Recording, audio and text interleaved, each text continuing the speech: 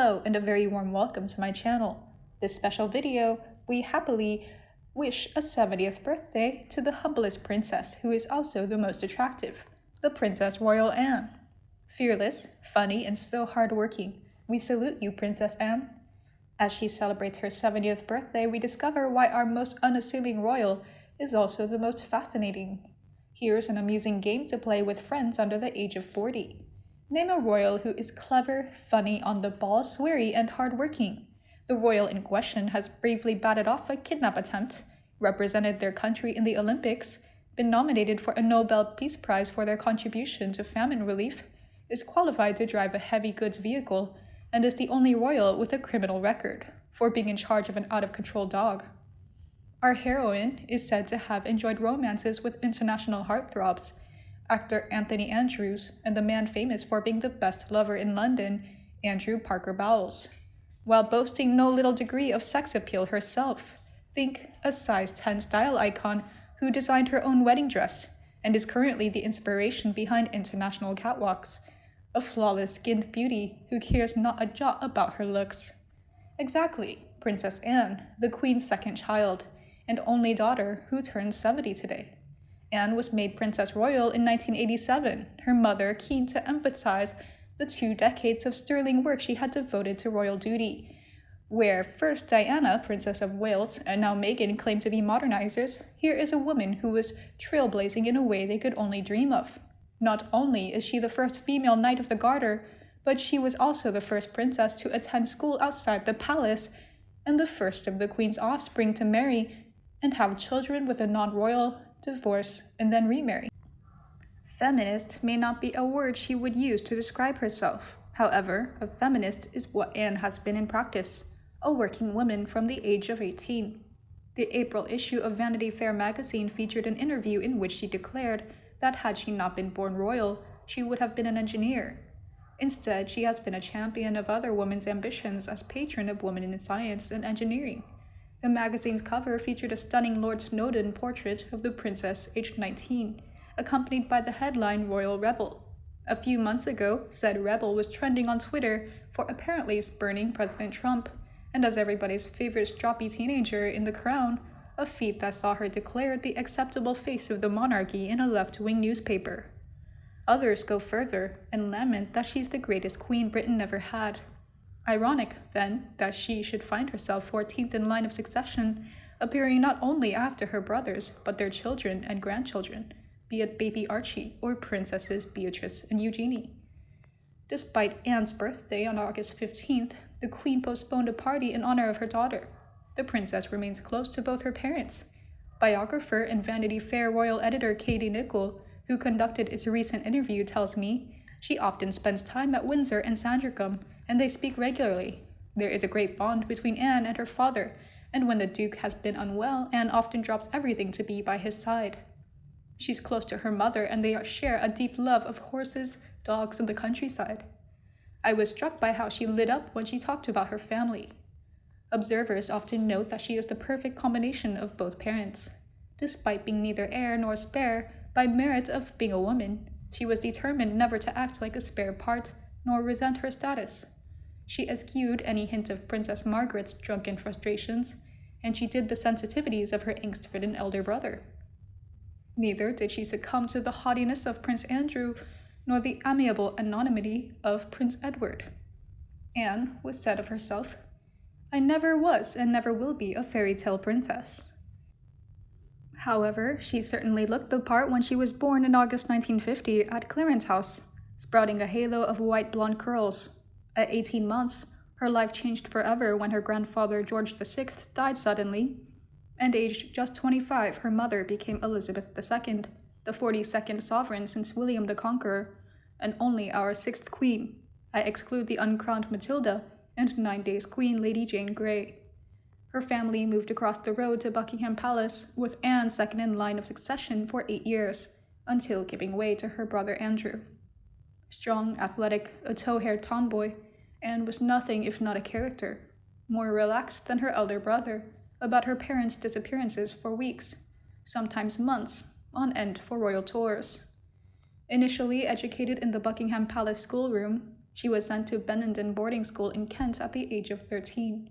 Staff and pupils lined up to greet her arrival, having to wait half an hour after she was sick in the car.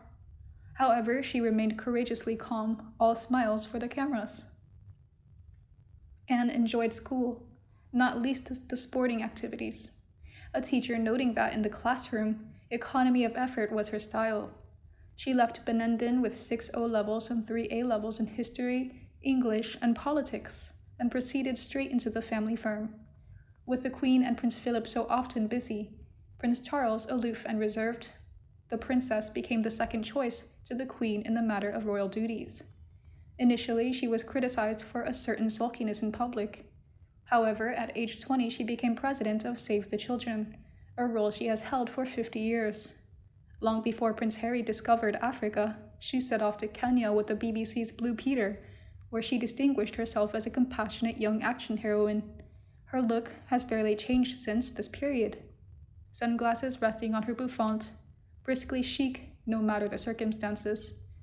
Katie Nichols says, "She was a beautiful young woman, very charismatic, driven, and determined. She's never cared what she looks like or what people think of her, which can make her appear standoffish. But those who know her well say she is a great company and has a wonderful sense of humor, dry, like her father. She's been known to joke about racy subjects at formal dinners, which surprises her guests and is a real icebreaker. The press was fascinated by her romantic adventures, and naturally this curiosity appalled her. Her name was linked with every princeling and grandee of marriageable age. Those keen on the idea of thwarted passion claimed that Andrew Parker Bowles, later Camilla's husband, was the love of her life. Certainly, this rakish young cavalry officer was a frequent escort, and more, if the pair's antics in the crown are to be believed. However, his Roman Catholicism prevented him from being a serious marital contender, even had Anne wanted this. Instead, her attention settled on Captain Mark Phillips, a world-class horseman, despite being the son of a middle-class sausage maker, as the snobs dismissed him.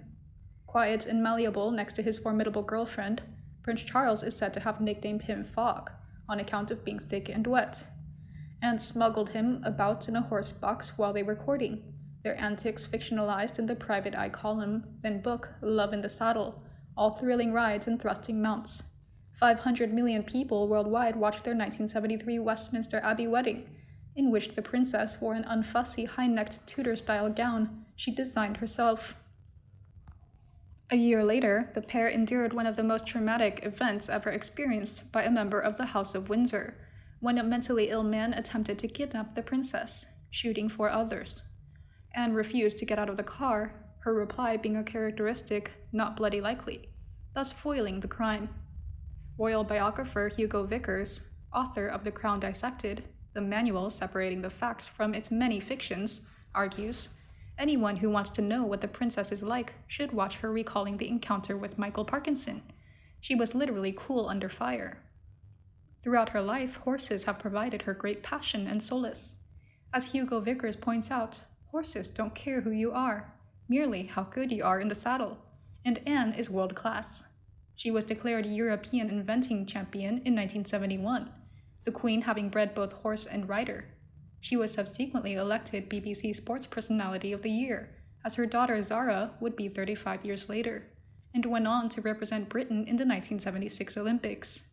The press, meanwhile, delighted in the rare event of her falling off, prompting her many responses of "nof orf," nof being a euphemism. They no less enjoyed the scandal that ensued when our heroine was exposed as having an affair with her mother's equerry, Commander, now Vice Admiral Timothy Lawrence, now her husband. Anne became the first of the Queen's children to divorce and remarry. She and Mark Phillips remained friends. He lives next door to her Gloucester Manor, Gatcombe Park, where he can be seen shooting with Lawrence. Her children, for whom she rejected royal titles, are well adjusted. Her 4 grandchildren are an evident joy to her. Rather than dwell on emotional matters, the princess throws herself into work, famously being the hardest grafting royal.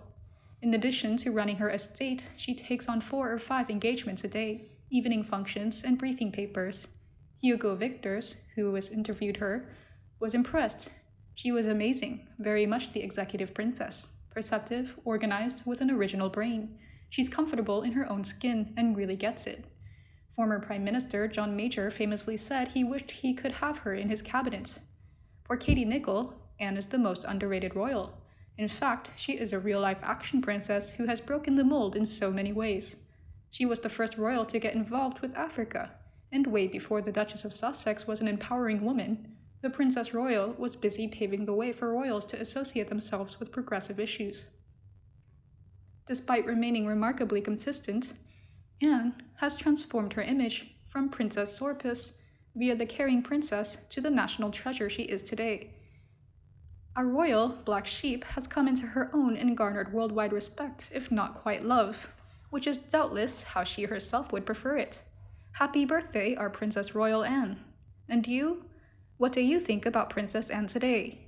Please happy birthday to her in the comment section below, and if you feel so preferred with my video, remember to like and share it for anyone you think might also be interested.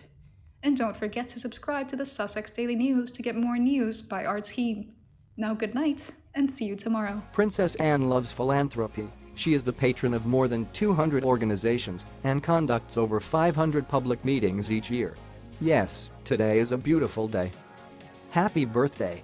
You have a clear mind like the most wonderful things in the world. Laugh a lot to embellish a beautiful life, dear.